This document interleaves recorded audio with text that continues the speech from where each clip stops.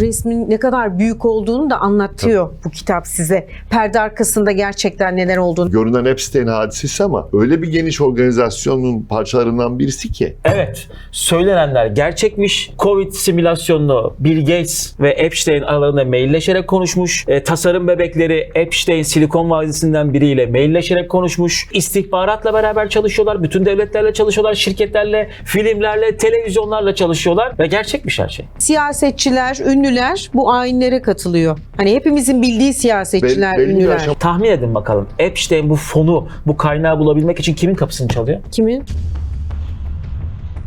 Şunu hiçbir zaman unutmayalım. Bizi dışarıdan yıkamayacaklarını çok iyi biliyorlar. Ya bırak Epstein'i artık. Öyle yani. Hepimiz biliyoruz bunu. Siz de biz de biliyoruz yani. Türkiye'de de sistem maalesef. Depremin olacağının da bilinmesi ve hemen akabıyla ilgili bir senaryo Evet. da uygulanıyor. Bu sadece Türkiye'de de değil. Her yol mubaha oynadıkları için Evet. her türlü kılığa, kıyafete şekle giriyorlar.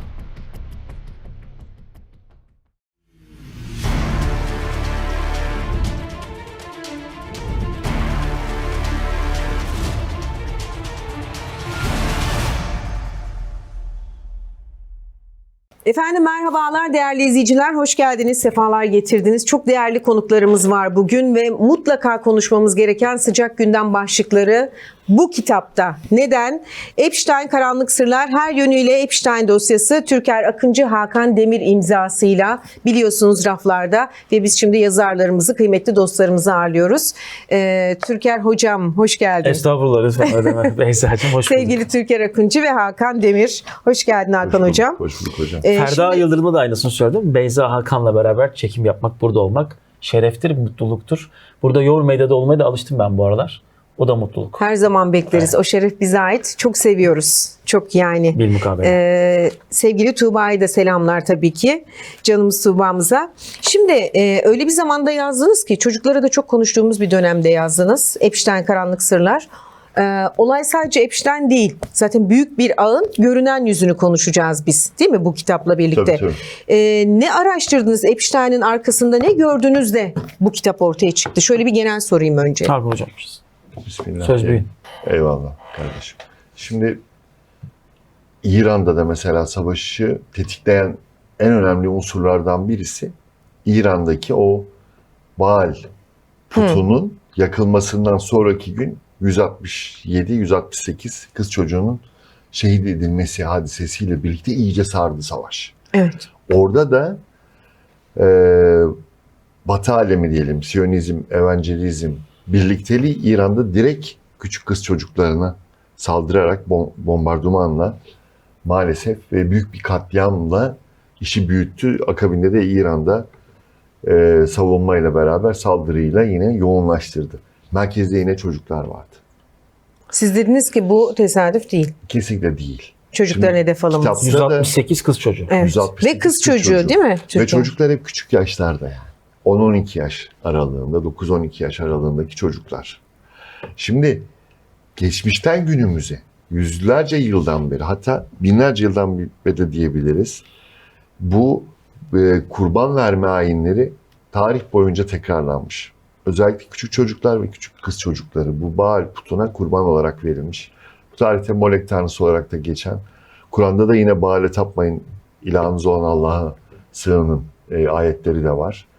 Şimdi mevzu öyle geliyor, kilitleniyor, o küçük bedenler, o nefsi zeki olarak geçer bizim kadim külliyatta. Temiz olan varlıklarda bir kurban etme hadisesiyle birlikte ortaya çıkıyor ki. İşte deprem oluyor, çocuklar kayboluyor. Tsunami oluyor, Endonezya'da mesela yüzlerce, binlerce çocuklar kayboluyor. Evet. Nereye gittikleri belli değil. Bizde de deprem kayıtlarında 5840 kaybımız hala var mesela. Son dönem olan. 99. Şimdi 99 kayıtlarında. Şimdi hadiseyi birleştirdiğimizde ve yeni dünya düzeninde artık birbirlerine şantajla taşları ileri sürerek bazı yaptırımlarda kullanmak üzere biriktirdikleri şantaj dosyalarını açtıklarında yine bunların altlarında çocuklar görüyoruz. Bakıyoruz yine terör eylemleri vesaire, hatta psikolojik eylemler, işte buhranla Evet. beraber öldürülen şeye baktığımızda, gruba baktığımızda yine çocukları görüyoruz maalesef. Türkiye'de o anda şehit oldular diyelim. Oraya da çok değerli öğretmenimizle birlikte. Şimdi hadisenin altında bir pedofile vakası olduğu için, bir sapkınlık olduğu için, ama bunların da temelinde aslında kurban etme. İşin teolojik boyutu olduğu için kitapta da buna çokça yer vererek anlatmaya çalıştım. Amaç çocuk kurban etmek. Amaçlardan birisi o. Sapkınlık tarafı da var. Sapkınlık Bir tarafı da taraftan var. çocuk kurban etmek. istismarı ve kurbanı da tabii. Kitapta aslında sadece, yani kitaba dayalı olarak sormak istiyorum. Kitaba dayanarak sormak istiyorum. Lütfen okuyun. Okumamış olanlar lütfen hakim olsunlar kitaba.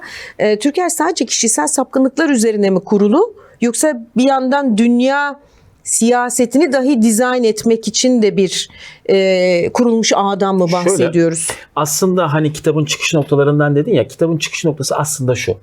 Biz yıllardan beri, daha çok hocalarım anlattığı şey şuydu.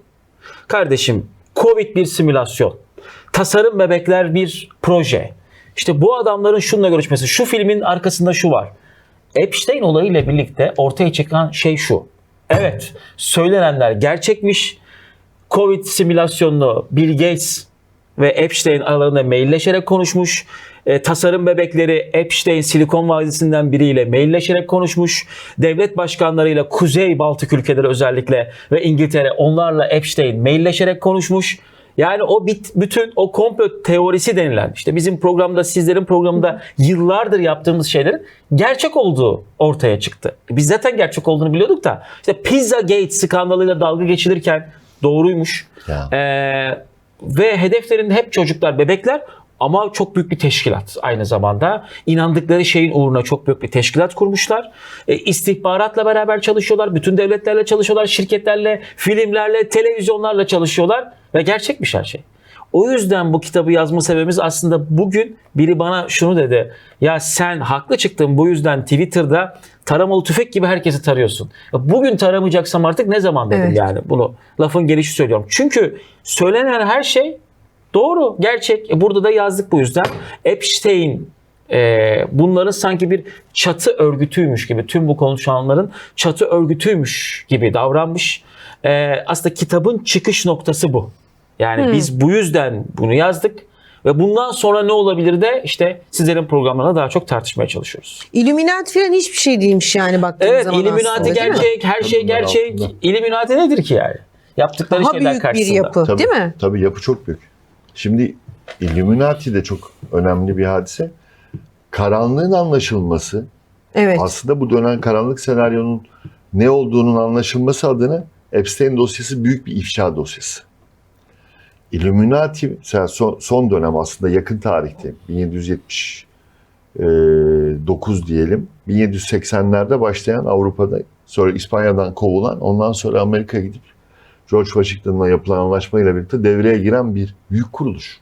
Illuminati'de yine o ışık verenler, o Luciferciler. Yani o büyük şeytani kuruluşlar. Hani bizleriz de, değil mi, Türkiye yıllardır o medya ayağına bakan kısım Illuminati'dir diye. Medya ayağına Burada hepsi bakan var. Bir büyük organizasyon var Evet. başta. Yani filmlerin kimler tarafından yapılacağı, senaryoların kimler tarafından yazılacağı, oyuncuların seçimi, ondan sonra hangi senaryonun ne zaman devreye gireceği, bugün ne anlatalım. Mesela Covid'i anlatmış 2008'de. Covid, şimdi yok mu Covid? Şimdi de var. Var. Niye insanlar Vallahi daha patır zor patır gidiyordu? geçiriyoruz. Evet. Yani 2017'lerde, 18'lerde Covid mailleşmesi var Bill Gates'in. Covid mailleşmesi Diyor ki ya, var. acaba bu diyor biyolojik bir savaş olarak kullanabilir miyiz bunu diyor. Tabii. Epstein'le Bill Gates aralarında konuşuyor. Ve bunun biyolojik bir savaş olarak kullanılabilmesi için de bir fon lazım, bir kaynak lazım. Ve tahmin edin bakalım, Epstein bu fonu, bu kaynağı bulabilmek için kimin kapısını çalıyor? Kimin? Rothschild ailesini çalıyor. Yani yine bize hiç Şaşırdık mı? Rothschild ailesi şöyleymiş, dünyayı bunlar yönetiyormuş diyorlar. Yönetiyormuş işte. Şaşırdık mı? Fonu, kaynağı Rothschild ailesinden alıyor. Bankaların başında zaten bunlar yok mu? Paranın başında bunlar yok mu? Bakın, ağı şöyle düşünün yani, ve Epstein dediğiniz kişi Harvard Üniversitesi'ne çok fazla sızmış. Yani bütün akademisyenlerle çok içli dışlı. Onlara hep proje veriyor. Onlar ondan para alıyor. O Silikon Vadisi'ne diyor ki şöyle işte tasarım bebek geliştireceğiz. Gözleri mavi, şurası şöyle bir bebek yapacağız. Buna para lazım. Silikon Vadisi buna çalışacak diyor. Harvard Üniversitesi bu işin yazılı halini yapıyor. Para kaynağı Rothschild'ler Ve müthiş bir teşkilat. Ama adamın Yani diploması müthiş bile derken yok yanlış değil mi? anlamayın Yok, beni. tabii. Evet, diploması bile yok. Donald Ve yine Trump. yanlış anlamayın. Bunlar konuşulurken 2014'ler, 13'ler, 15'ler, halbuki 2008'de Epstein zaten yine çocuk ticareti yapmaktan cezaevinde yatmış biri. hüküm yiyor. Ama Harvard Üniversitesi'nde o Yıllar kelli felli adamlar Ya. buna bakmadan bu adamla projeler yapıyorlar yani. Hani işin ilginç tarafı da o. Aslında bir suçlu belli, zanlı artık ama para için ve istikballeri için her şey yapıyorlar. Ya o zaman da mı arkasında bu güç vardı peki? Var tabii. Şimdi Ha, hep 80'ler, vardı. 90'lar hep arkasında kuvvet var. En son 2005'e gelindiğinde o kayıp kız çocuğun annesinin ihbarıyla beraber başlıyor mahkeme 2008'e kadar devam ediyor. 3 yıl yine inanılmaz bir direnç var. Ve ondan sonra bir 12-13 aylık bir hapis dönemi ki o da hani millet de bir suskunluğa şey yapsın. Rahatlasın. Yani Gazını almak. konuşanı susturamayacakları bir şeye yere gelince geldiği için orada evet. 12-13 ay bir hapis cezasından sonra tekrar dışarıda ve tekrar yukarıda. Yani kullandıkları bütçenin haddi hesabı yok. İnanılmaz bir para akışı. Yani hem bir İngiltere'den hem o Mossad'tan akan inanılmaz bir bütçe var.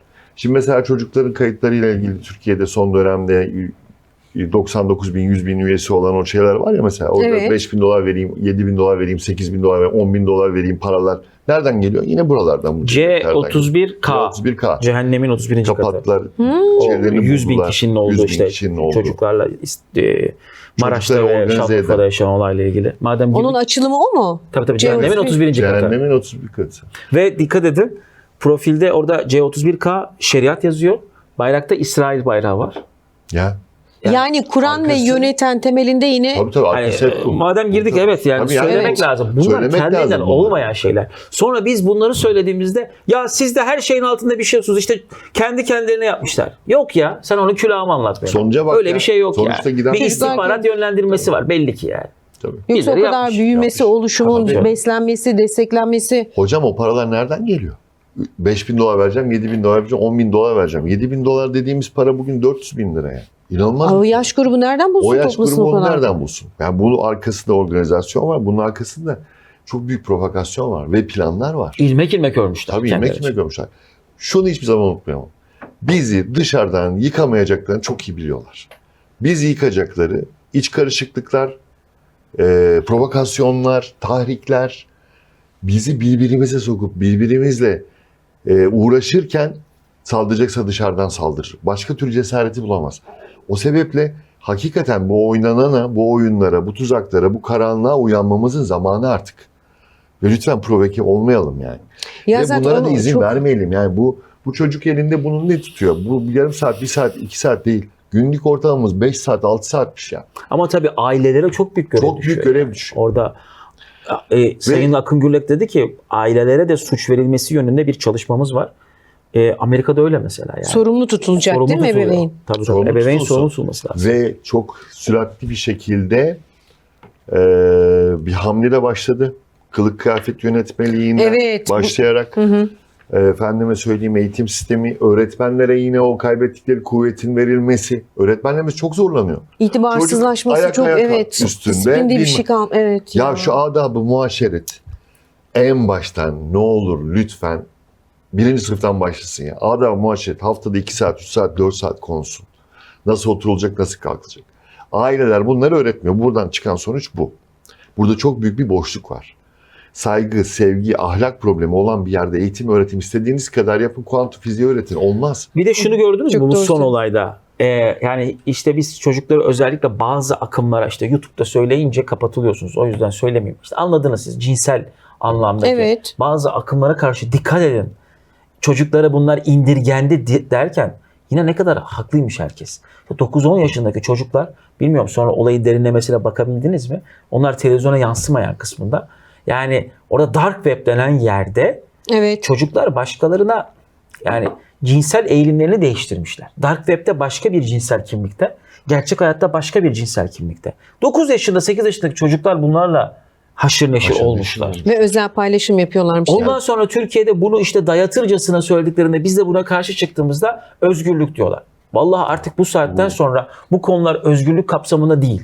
Hepimizin çocuğu tehlikededir. Herkesin çoluğu çocuğu var. O yüzden bu internette, dark web'de neler döndüğünü ben anlayabiliyorum. Anneler, babalar, ben de geride kaldım. Ben de 40 yaşındayım. Ben de geride kaldım. Bazı şeylere bakamıyorum yani. Neler gelişti, nasıl sohbetler, o Discord denilen ortamda çocuklar neler konuşuyor, neler yapıyor. Bunları çok sıkı denetlemek lazım ama ailelere tabii yani çok büyük görev haline düşüyor. Sınırlandırıldı ama VPN'e giriyorlar açıkça söyleyeyim Çocuk yani. VPN kurmuş evine. Tabii canım giriyorlar. Çok daha katı önlemler gerekiyor. Şimdi çocuk evde 2 saat, 3 saat ailesiyle paylaşıyor. Belki paylaşamıyor bile. Yarım saat paylaşıyor. Anne baba işten geliyor ya da ilgilenemiyor, yorgun mesela. Öğretmeni 7-8 saat bu çocukla vakit geçiriyor. Öğretmenler desteklenirse tam yetki. Eti senin, kemiği benim. Eskiden olduğu gibi. Gerekirse azar, gerekirse ceza neyse. Disiplin hocam değil mi? Çocukların, hepimizin Disiplin. çocukların Tabii. okulları gözlemliyorum. Disiplin. Mesela disiplinle ilgili disiplin cezası alması gereken çocuklara verilmiyor. Neymiş efendim şikayet olurmuş, CİMER'e yazılırmış, bilmem neymiş. O mişi buşu da öğretmenlerimiz bırakacak. Neyse, Sınıfta kalmalar kaldırıldı mesela. Sınıfta kalma Niye yok. kalsın kardeşim? Yapamıyorsa kalsın. Artık var. Notlar Var değil mi? Devlet okullarında var. var mı devlet? Devlet okullarında Özel okullar şey olsun. konusunda milyonlar artık konuşuyor. Yani burada Onu çok büyük veriyorsun, para dengesizlik veriyorsun var. kalmıyor sınıfta Çocuklarla da. ilgili şu özel çocuk ayrımına da ne olur varalım. Çocukta bir problem var. Hiperaktif. Ya hiperaktif değil. Bu çocuğun özel eğitim alınması lazım. Bu çocuğun sağlığı ve geleceği için ve o ailenin sağlığı ve geleceği için bu çocuğa destek olunması. Hocam Bu şöyle, yarın düzelir, büyüyünce düzelir. Düzelmeyebilir. onun da suyunu çıkaranlar var. Şimdi her aileye, her anne babaya sorun. Benim çocuğum çok özel. Bakın saldırganın babasının ifadesini okudunuz mu? Evet, Benim çocuğum özel. çok zeki diyor. Evet zeki Ya bak, diyor. etrafımda bakıyorum. Anneler, babalar. Bak bazen ben kendim bile düşüyorum buna. Benim çocuğum Burada çok zeki. çok önemli bir şey. Ya kardeşim normal, herkes normal yani. Abartmayın çocuğunuzu. Türkan bir şey ilave edeceğim. Bak o çok zeki çocuklardan biri bu Epstein. Bu çocuk çok zeki. Öyle mi tanımlanıyormuş? Öyle Hepsinden tanımlanıyor. küçükken çok zeki diye tanımlanıyor. Dans görsen oluyor zaten ya. Donald okullarında öğretmen, matematik ve fizik öğretmenliği yapıyor. Salak adamın yapacağı iş değil o iş. Tabii.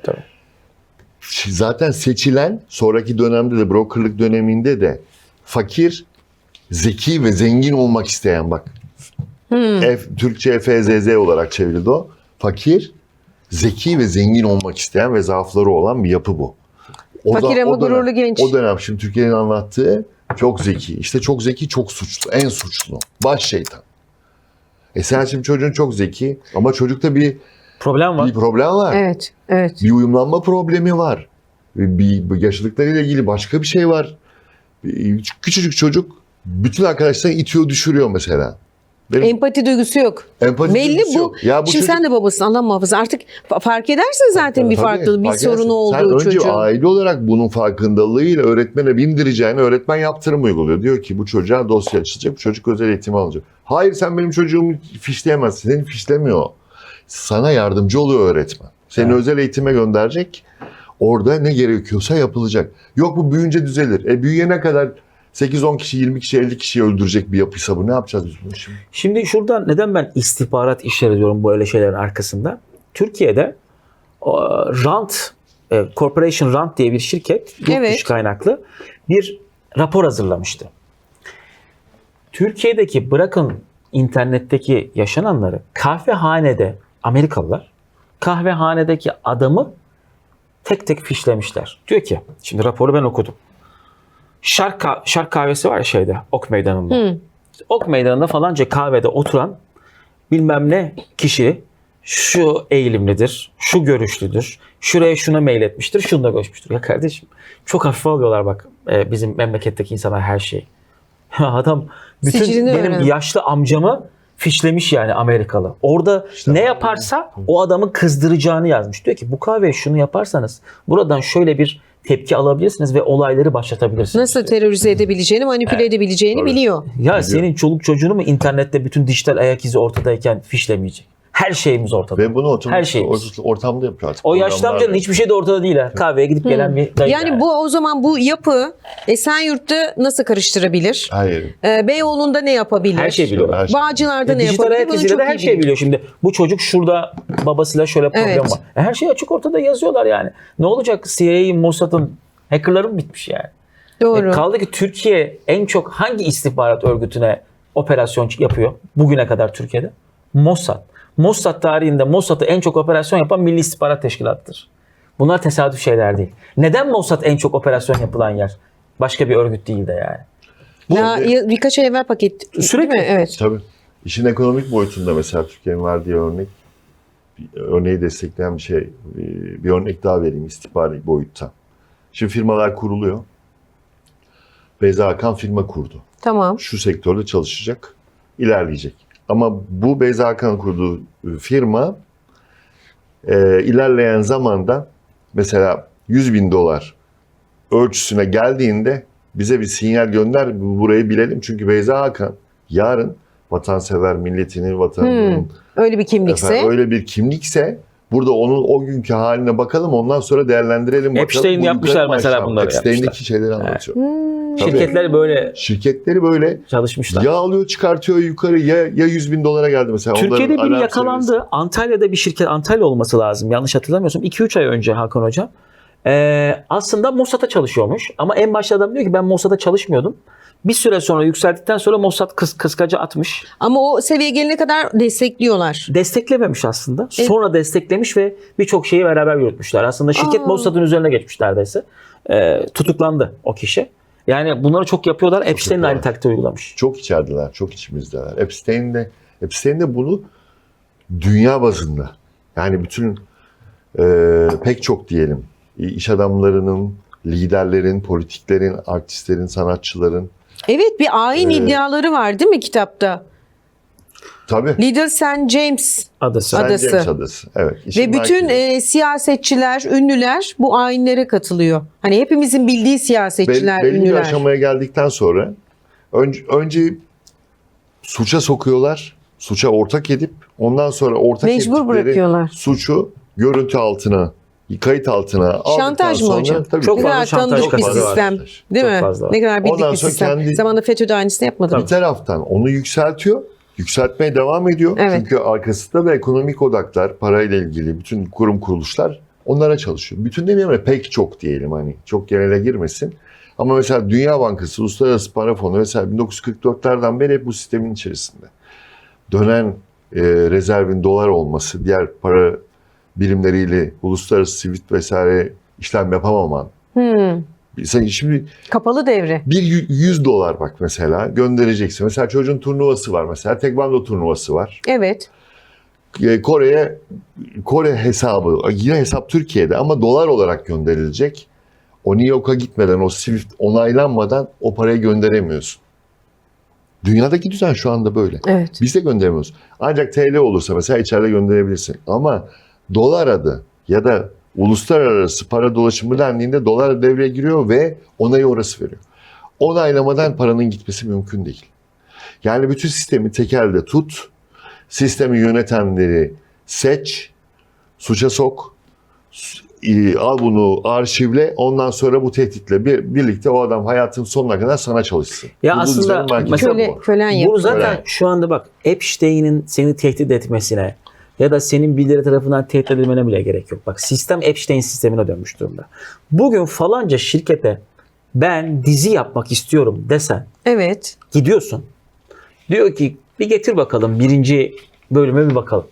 Birinci bölüme bakıyor. Eğer sen oraya cinsel eğilimli farklı bir şey yerleştirmediysen, ilk sahnelere, ilk bölüme başka şeyler yerleştirmediysen, artı 18 bir şey koymadıysan, Evet. alkol sağlığa zararlıdır, alkol koymadıysan, ya diyor bunu diyor şuraları düzenle de tekrar gel diyor. Ya. Bak sistem zaten Epstein'e dönmüş. Ya bırak Epstein'i artık. Öyle yani hepimiz biliyoruz bunu. Biz de biliyoruz yani. Türkiye'de de sistem o, maalesef. Helal olsun. Yani Vallahi. platformlar buna dönmüş. Malum dizi durumda. platformu evet eşcinsel hepsi öyle. sahne Bir istiyor. yere girdi ama devamını getirebilecek mi bilmiyorum.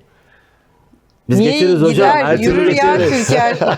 Ne söyle hocam. Nereye geldik? Söyleyelim, o klipleri çeken mesela o meşhur klipler var ya Evet. son dönem hep anlatıyoruz. Yani tüm arkadaşlar, bütün televizyon programlarında dahi o fincanlarda kan içilen klipler vesaireler, onların yapımcıları, bunların üstlerindeki firmalar, o hatta ana akıma geçmeye başlayan o medya kuruluşlarının başındakiler, zamanında plajlarda gezenler, şimdi bu büyük senaryonun ve planın başında olanlar, o gösterdikleri semboller, O yarışmalarda gösterdikleri semboller vesaire. Ha, buna hatırladım ait o, semboller. tamam malum o şey 3 Yok, harfli bunun arkasını kanaldaydı şöyle ya. getiririm. Getiremeyeceğimi mi düşünüyorsun hocam? Getirirsin. Türkiye akınca her şey akınca. Yürür ya. Şöyle bak. Ben şimdi şuna şahidim. Birçok kişiyi de tanıyoruz sektörde. Kimileri gerçekten aptallığından yapıyor. Bak bunu samimi söylüyorum. Haberi Komple bile- teorisiyle ilgilenmiyor Ya, çünkü. haberi bile yok ya. Dünyadan haberi yok. Kimileri de birilerinin kuklası olmuş. Aptallığından yapan da Yani kukla olmuş hocam. kabullenmiş çünkü Kukla o olmuş. kuvvet verilmiş onunla gidiyor. Ya birileri de hakikaten Ha, de diyor ki şimdi- ulan bunlar beni yukarı çıkaracak. Dur sakin ol Ha, diyor. Yani illa Epstein vari kişiler değil. En ufak yapımcısı bile evet. adamı Ya, öyle bir yere sokuyor ki Kız ne dedi diyorsun ki çıktı? bu ne? Şeyde ne dedi şarkıcı? O küçük şarkıcılardan birisi. Ben dedi bak aynen böyle yaparım. Bana verilen kuvvetle hatta böyle gözyaşlarıyla. Bana verilen o kuvvet. Komple teorisi hocam o. Ne Ya komplesi? bunlar hep komplo Görüyoruz. teorisi. Komple artık hayatımız bizim. Bak şu anda İşte vücut Bu- buldu. Dünya yaşıyor yani hala. duruyor ama arkasında duruyor. Durur Türkiye. Hocam elhamdülillah. Tabii canım. Medya o kadar önemli bir kuvvet ki. Öyle tabii. İşte Bu adam- ortak tanıdığım, çok özür diliyorum. Ortak tanıdığımız bazı genel CEO'lar var biliyorsun. Sen tahmin ettin. Diyorum ki bir gün yazışıyoruz. Bak diyorum bu. Bana diyor ki sen programı çok kaptırmışsın kendini kayıt dışına diyor. Anladın kim olduğunu. Anladım. Ama şimdi diyemiyorlar artık. Şimdi diyemiyorlar. Ya hala bile önyargı Ama var. tabii Var, canım. var. Var ya. Bizim sektördeki o önyargı Bak diyorum bitmez. bu evet buradaki bu var diyorum bizde de sen diyor kayıt dışına Bak, çok yine ben de kaptırmışsın isim kendini. vermeyeceğim. Bütün Heh. Türkiye'nin çok yakından tanıyan gazeteci bir yazar. Geçen gün bir abimiz beni aradı. Devam mı ya dedi. O dedi şeyleri dedi. İşte Komplolar ne? bir şeyler yapıyorsunuz dedi. Illuminatiler diyorlar, reptilyanlar. Ben dedim ki sen devam mı dedim asıl ya dedim. Hani şu parti bu parti diyorsun dedim. Hiç. Yani vallahi insan artık dayanamıyor. Tabii canım. Hakikaten doğru. dayanamıyor. Çok, Güzel Çok herkesin söylemişsin Türkiye'nin oradan çok oraya. yakından Evet. tanıdığı biri yani. çok sıkıntılı bir yerdeyiz yani. Yani artık bu gemi Evet. istikametine oturup ilerleyecek ve neyin ne olduğunun anlaşılma zamanı geçti bile. Bu istikametten çıkarsa bu gemi hep beraber. Ki son saldırıların da arkası diyorsunuz ki şaibeli. Şaibeli ve arkasında büyük Yani yönetildiği organizasyonlar evet. olduğu çok görünüyor. En basit mantık. Kahve mantığından bakıyorum ya. Kahvede çay içiyoruz şimdi oturuyoruz sohbet ediyoruz. Bu 5 bin, 10 bin, 20 bin, 50 bin dolarlar nereden geliyor ya? Bu çocuklar kim veriyor bu parayı? Bunu kim finanse ediyor? Evet. Bu Türkiye'nin- çocuklar cepten günde 100 lira 200 lira harçlıkla bu çocuklara toplanıp da bu parayı veren bir kurum kuruluş bir şey var. Ki içeride tekrar ediyorum bizi içeride sallayıp karıştırmak üzere. Ben yıllardan beri hep aynı şeyi anlatmaya çalışıyorum. Dışarıdan şu anda bir müdahale yok çok şükür. Çok böyle inceden giden bir şey var. Ama dışımızda dört bir tarafta yangın var. Ve şurada daha bak Doğu Ege adaları İsrail ile Yunanistan yeni anlaşma yaptı. Bizim Tayfun füzemizi nasıl vuracaklarmış? Doğu Ege diyor onlar. Doğu Ege adaları diyorlar. Oraya konuşlanacak füze sistemleri, dedarca konacak füze sistemleri hazırlığı yapıyor. O ben buradan nasıl vururum hesabı yapıyor. O öbür taraftan nasıl girerim hesabı yapıyor. O Arzu Mevut Türkiye'deki 10 il 11 il Evet. nereyi kapsıyor diyor vesaire. Bunlar görünüyor. Bunu büyüklerimiz de görüyorlar çok şükür. Şimdi bu kadar senaryo içerisinde tekrar söylüyorum ki içeride karışıklık olmazsa bir gram hareket yapamazlar. Ve çok daha alçakça çocuklara el Kesinlikle. attılar diyorsunuz. Şimdi bizim çocuklarımızın çocuğa aileleriyle kırdırdılar ya. bravo. Çocuklarımızın aileleriyle öğretmenleri, öğretmenle jandarma, Evet, öğretmenle polisi, polisle aileyi, solla sağı, Kürtle Türk'ü, Aleviyle Sunni'yi, siyahla beyazı, CHP'liyle AK Partili, MHP'liyle CHP'li neyse elinde 1000 tane koz var ve çok rahat bir hareket alanı var. Çünkü biz çok hızlı bir şekilde gaza gelen bir millet. Hepimizde var bu. Ve sinirlerimizi de nereye kadar tutabileceğimizi, nerede olaya müdahil olup nerede kontrolsüz olduğumuzu çok iyi biliyorlar. Bizi Şöyle, çok iyi okuyorlar. Milli İstihbarat Teşkilatı'nın Milli İstihbarat Akademisi var. Ve kamuya açık bir rapordur. Mutlaka okusunlar, sağ olsunlar. İstihbarat Teşkilatımız beni oraya davet etmişti. Gitmiştim. Evet. İzlemiştim senin paylaşımını. İstihbarat Akademisi'nin hazırladığı 11 sayfa olması lazım. Bir rapor var. Bizim bütün istihbaratımız kırılganlıklarımızı tek tek diyor ki yani bu tabii ki idarecilere verilmiş, Türkiye kamuoyuyla da paylaşıldı. Şunlara dikkat edersek bize kimse yapamaz diyor. o kadar güzel bir okuma var ki ama işte İran'dan gelebilecek tehlike, Suriye'den işte karışıklık varken Türkiye'ye yapılabilecek bir tehlike, Amerikalıların planı. Daha önce olmadı mı yani? İşte 93 yılına gidin mesela, kahvehanelerin taranmasından tutun, Evet. Eşref Bitlis'in ölümü, Turgut Özal'ın ölümü, 93 karanlık örtülü bir darbedir Suikastler mesela. ya da İşte giriş. sonra 28 Tabii. Şubat'a giden süreç, Alevisin, Sünnisin olayları. Yani neyse ki Türk halkı bunlara hiçbir zaman düşmüyor. O yüzden hani hep konu konuşuyoruz ya, Türkiye'de bir şey bekliyor musun? Ya zaten demiyorlar. O yüzden ben deneseler de bir şey olacağını düşünmüyorum. Sadece bizim halkımızın uyanık olması gereken şeyler artık bu internet dünyası. İşte bu ana akım medyanın fazla bombardıman yapması gibi şeylere, yani bizim beynimizin yıkanacağı şeylere çok dikkat etmemiz lazım. Ne bombardımanı yapması? Yani işte bilgi kirlilikleri, Peki, evet. dezenformasyon, Evet. tüm bunlara sosyal medya, yani Oxford Üniversitesi'nin yaptığı araştırmayı hep hatırlatıyorum. Yani sosyal medyada 100 haberin 86'sı yalan. 14 tane haber doğru. Evet. Ya bu inanılmaz bir rakam. Evet. O yüzden işte YouTube'da, Twitter'da, Instagram'da bir de sizi yankı odasına hapsediyorlar kardeşim. Ondan sonra Twitter'a bakıyorsun. Herkes benim gibi mi düşünüyor diyorsun. Hayır.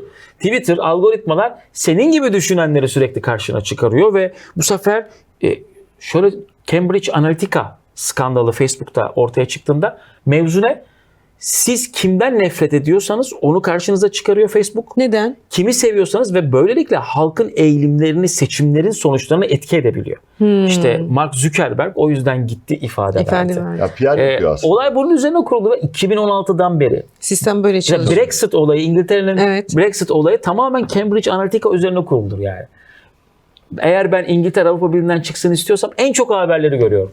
Ve karşı tarafa çok saldırmaya başlıyor. Evet. Sosyal medya bizi buraya hapsetti. Bakın insanlar artık tepkilerini dile getirirken bile, mesela atıyorum bir yürüyüş yapsınlar diye demiyorum ama eskiden atıyorum bir yürüyüş olurdu değil mi? Şimdi herkes sosyal medya hapsolmuş durumda. Dur ben buna şöyle yazacağım. O kadar çok buraya kaldık ki hapsolduk Klavyeden ki. gaza getirmeye çalışmalar. Bak çocuklarımız da hapsolmuş. Öyle. Biz de hapsolduk. Bundan çıkış yolu nasıl olur bilmiyorum. Biraz zor ama o da elimizde bence. Hani şu dalga geçtikleri mesele var ya, büyük resmi gör diye. Aslında o resmin ne kadar büyük olduğunu da anlatıyor bu kitap size. Perde arkasında gerçekten neler olduğunu, hani karanlık tarafa ışık tuttuğunu. Olay o Epstein'le de bitmiyor yani. Tabii o Tamamını birisi henüz o. bitirmediğim için Hakan Hoca, öldü mü ölmedi mi sizce? Bence ölmedi. Sen ne diyorsun Türkan? Bence de ölmedi. Yani şekil değiştirmiştir. Ya Çok da, basit bir şey değil mi? Yani çok basit ya. Daha Şekil geçen gün bak yine haber çıktı 2 gün önce. Bir aranan biri, bir zanlı Türkiye'de bir cinayet işlemiş.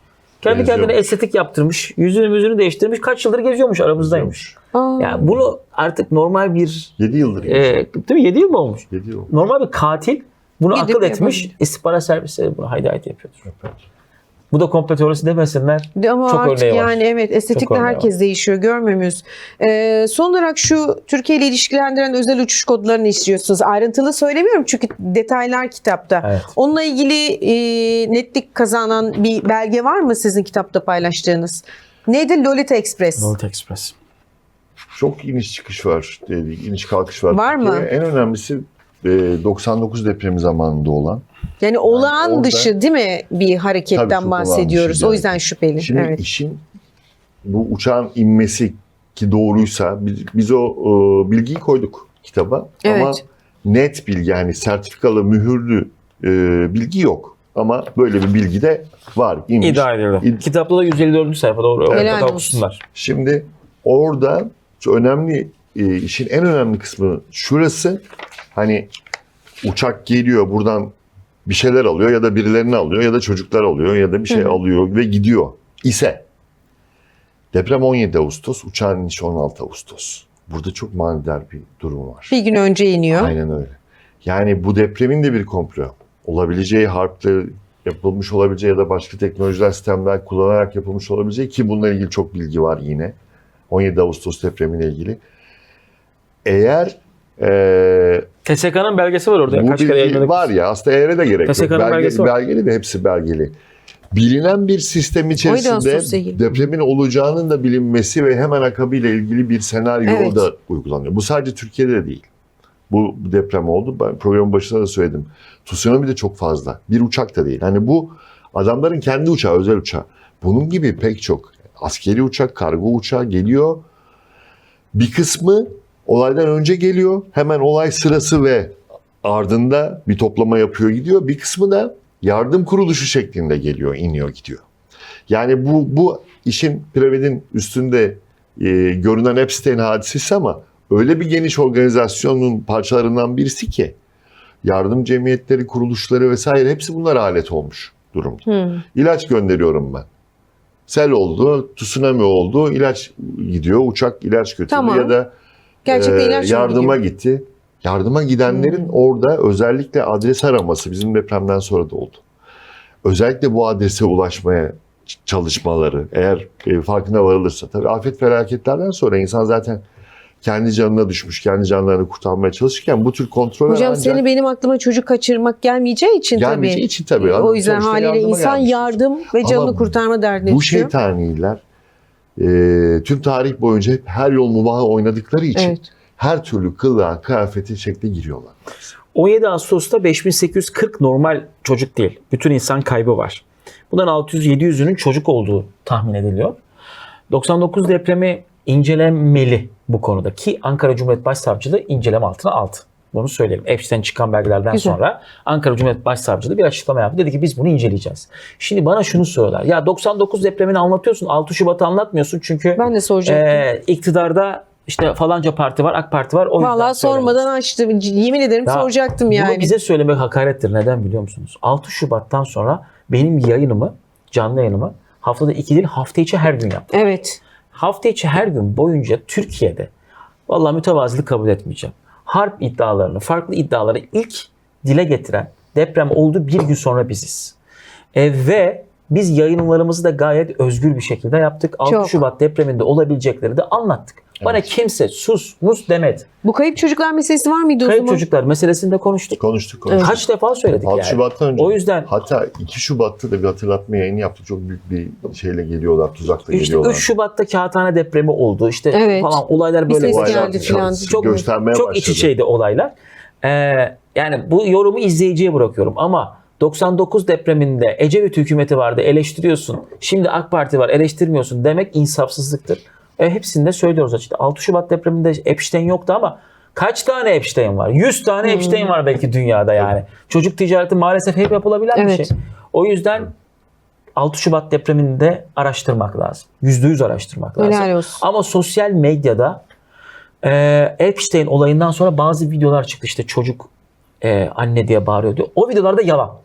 O videolarda inanmayın. Ha evet, Çoğu slow yalan. motion yapıyorlar ve Tabii, anne çok, diyor çok diyorlar. kurgular. Biraz zorlama. %80'i kurgu, yapay Kurgu, zeka, çok. yalan, başka Evet. bir olaya ait videolar. İşte orada sosyal medyayı çok... Bak Galeyana şimdi getirmek. biz diyoruz ya hep bize komplocu diyorlar diye. Ben de şimdi birilerine komplocu diyeceğim. Bu gerçeklerin içine öyle soslar atıyorlar ki, komplovari soslar. Bu sefer gerçekler de Tabii. O da işin Önemini oyalama kısmı değil mi? Bu oluyor. tarafta film dönerken o da Tabii, o yüzden oyalansınlar bunlar. yine halkımıza çok önemli görev düşüyor. Gerçekler ve yalanları ayırmak. Evet bu devirde çok zor.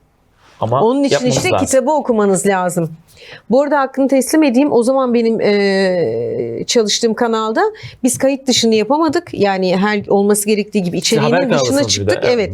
Haber kanalı sadece haber üzerinden işte sismologlar filan davet edebiliyoruz. Çok sıkıntılı bir dönem. Ben çok stresliyim. İstediğim gibi konuşamadığım için. Hatırlıyor musun? Sağ olsun konuk desteği de veriyordu Türker. Türker'e dedim Türker yine nal toplattın. Habercilik değil midir? Estağfurullah. Bilir, meslektaşlarımız bilir. Vallahi dedim helal olsun maşallah nal toplatıyorsun. Nasıl bir reyting yapıyor? Çünkü çok rahat konuşuyordu. Yani, Evet, yani ben lütfen ama ona benim ben de insanlar şey şahidim derler, yani. Ben gerçekten bana bugüne kadar hiç kimse karışmadı. Çok şükür. Evet. Yani Komplo bundan boyutunu, mutluyum. bilimsel boyutunu hepsini de gerçekten konuştu o zaman. Kaçıran Hocam, varsa seni de izlesin. yeniden televizyonda görmek istiyoruz. İnşallah. İnşallah. Yeni projeler. Malum İnşallah. oluyor mu bir şeyler hocam? Bence Yakın gibi Vallahi sanki. özlemeye başladık hakkında yani. Çok ışık veriyordun, fayda veriyordun. Yine kaldığın yerden Evet. bence yükselerek devam et. İnşallah. Sağ olsun. Yorumları seyircilerimiz Sağ olun yazıyor. hocam. Ben de özlemeye başladım. İtiraf ediyorum ilk defa sizin vesilenizle. Artık başladım Televizyon yani. öyle bir şey ya. İnsan Evet. yani biraz bunu da konuşalım dertleşmiş olalım. Daha artık Çok bitti acayip diyordum. bir şey. İnsanlar diyor ki tamam yeni medyanın her yerinde varım. Evet. Ama televizyonda Tabii. çok başka bir şey Bir yani. de şeyi... Oraya da erken zamanda yerleşmemiz de Şeyde, iyi olmuş yani. Kayıt dışı Beyza Hakan. Kayıt dışı ben başka yerde izleyemiyorum. Kayıt Eyvallah. dışı Beyza Hakan. O bir marka. Evet. Ve Beyza Hakan Kesinlikle. hakikaten enerjisiyle ruh sağlığıyla, samimiyetiyle, temizliğiyle bence insanlara hem örnek hem önder olması gereken ve açığa çıkması gereken konularla ilgili de hakikaten o kayıt dışını alıp batından zahire çıkartacak büyük isimlerden birisi. Yani bir Çok klasik sen bence. kardeşimiz O olduğun yüzden için devam et. söylemiyorum ben. Hakikaten bu işe çok yakışıyorsun ve çok ekranda çok başarılısın. Gerçekten Güzel. öyle oldu ve gerçekten gözlerim doldu. Yani siz yakından görüyorsunuz. Çok özlediğimi İnşallah. daha çok hissettim. Biz artık bir İnşallah. programa konuk alırsın başlayınca. Ya seve seve ne demek? Ne demek? Hakan Demir'le beraber geliriz. Ben seyrederken Türker'i mesela Evet, şimdi evet. aynı damardan hani geldiğimiz için bu bir şey soruyorum. İşte bu diyorum mesela, çünkü biliyorum ki orada olsam sormak isteyeceğim bir soru. Kesinlikle. Diyorum ki helal olsun Türker, bir tanesin. ederiz. Yani Siz şu de anda o özlemimizi Türker'i izleyerek gideriyoruz. İnşallah nasip. Sağ olsun. Bu Türker de arada iyi ki var. iyi ki Çok var. önemli Zaten şeyler buradan çekime atıyor. gidiyorsunuz. Allah razı olsun. Valla Evet, ben çekeceğiz. her yere geç kalmamla meşhur Görüyorum biri oldum. mesajları. Benim Ismarlayacak. arkadaşlar 3 dakika sonra güya Beşiktaş Beyaz TV'de bir çekimim var. Evet, Ama ben herhalde bir 40 dakika sonra falan varacağım. mesajlaşıyor. Buraya da öyle geç geldim. Görüyorum. Çok önemli bir kitap. Gerçekten çok seviyorum konuklarımı. Hakan Demir'i de, sevgili Türker Akıncı'yı da. Çok başka kolay işler yapıp çok daha fazla para kazanabilecekken tam tersine zoru seçen insanlar olduğu için ayrıca seviyorum. Sizleri bilgilendirmenin zor yolunu seçtikleri için ayrıca çok kıymetliler. Burada bir şey Hocam. ekleyelim mi? Ha, Bak, hoca tamam. da güzel. Sen de onu ve, diyeceksin ve bak büyük bir şey ihtimal. söyleyeceğim. Sektörde de bu konuları dile getirdiğinizde çok fazla küçümsenebiliyorsunuz. Evet, zor yol bu işte. Mobbinge maruz kalabiliyorsunuz kimileri tarafından. Buna rağmen elimiz döndü. Yoksa ben de bilirim ya. Çıkayım şurada. Şuna sallayayım, buna sallayayım. Türkiye'de ne olacak? Haber sadece haber Zaten sonu olur. kaç yıldan beri bu işi yapıyoruz yani. Ha. Yani. Belki daha kolay bir yerlere geliriz. Evet, o yüzden zor bir yol zaten. Evet. Helal olsun. Çok teşekkürler. Evet. Kalemize Hocam, bunu sağlık. söyleyecektim. Aynen Destek onu yayınlarından söyleyecektim. çıktı Epstein Karanlık Sırlar. Her yönüyle Epstein dosyası. Türker Akıncı, Hakan Demir. Sadece görünen yüzü Epstein. Okuyunca anlayacaksınız efendim. Yorumlarınızı bekliyoruz. Hakan Hocam, sizin son sözünüzü almadım. Kapanış yaptım ama. Uyanalım. Bütün derdimiz uyanmak üzere. Çünkü çok vakit de yok önümüzde. Bir an önce kendimize gelmemiz lazım. Neyin ne olduğunu idrak etmemiz lazım. Olanları okuduktan sonra olayları başka bir perspektiften yorumlayacağınıza eminim. Yorumlarınızı bekliyoruz efendim.